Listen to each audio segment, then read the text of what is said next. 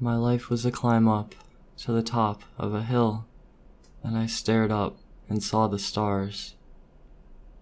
But in all that heavenly wonder, I fell down the hill, rolled into a cave, and got lost in the cave.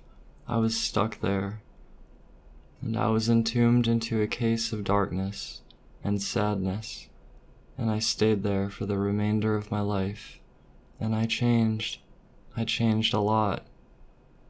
But I'm still trapped in that case of darkness, entombed deep in that cave where no light can find its way, and nothing left but my thoughts alone in the darkness, and the cave creatures stiff and make sure no light will find its way into my cave, into my cave. The cave monsters stir, and the cave monsters blend back into the darkness and make not a sound anymore, and light still cannot find its way. The cave monsters are lost too. They can't find the light either. Some of them feel trapped in the cave too. There are other cave creatures that hate the light. They want to shut it out. They like the darkness. And on it rolls, a little attention brewing, a stir. But when it happens, they all notice and become self-conscious and feel mildly upset. A little spectacle.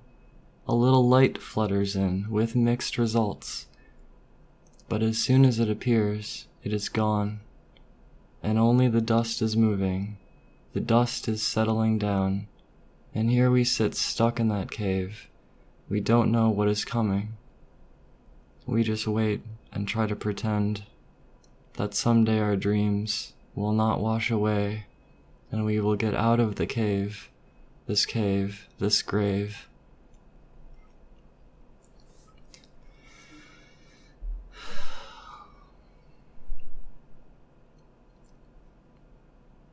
Stuck in the cave, we tried to climb out, but was clawed back in, pulled in by a force vicious and mean.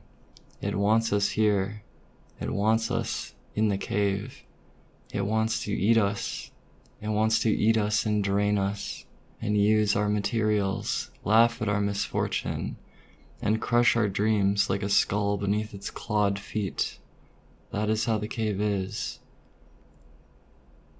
And what we try to avoid, but the darkness is all around us.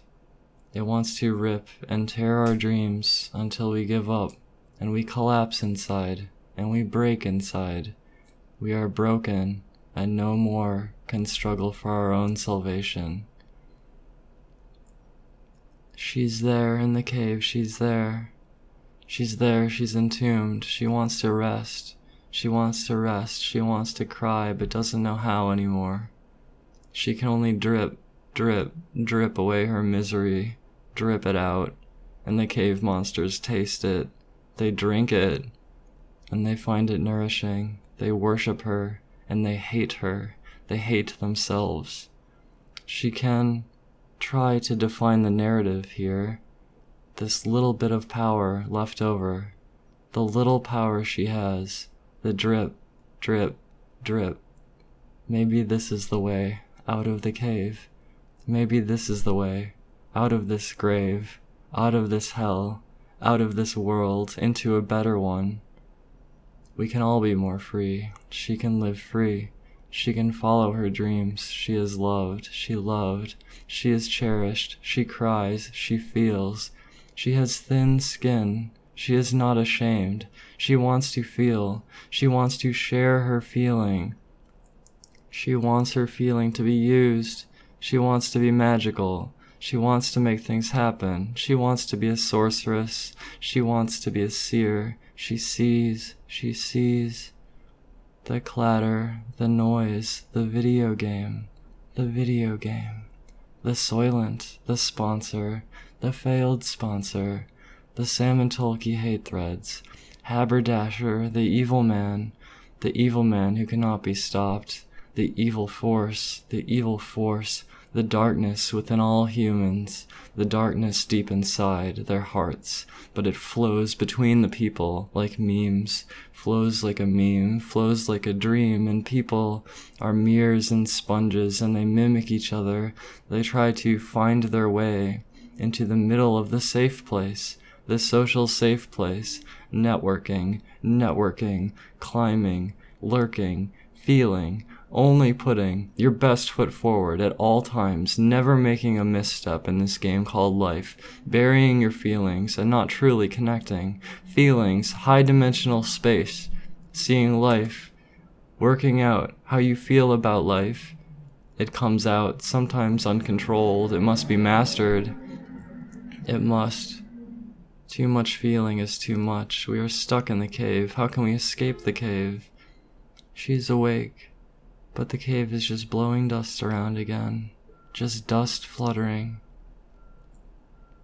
She laughs at the misery of her situation, the absurdity of trying to escape the cave. The cave is her home now. She won't ever get out of this.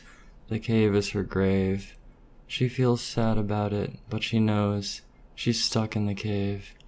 Part of her soul screams out, "Why am I stuck in the cave?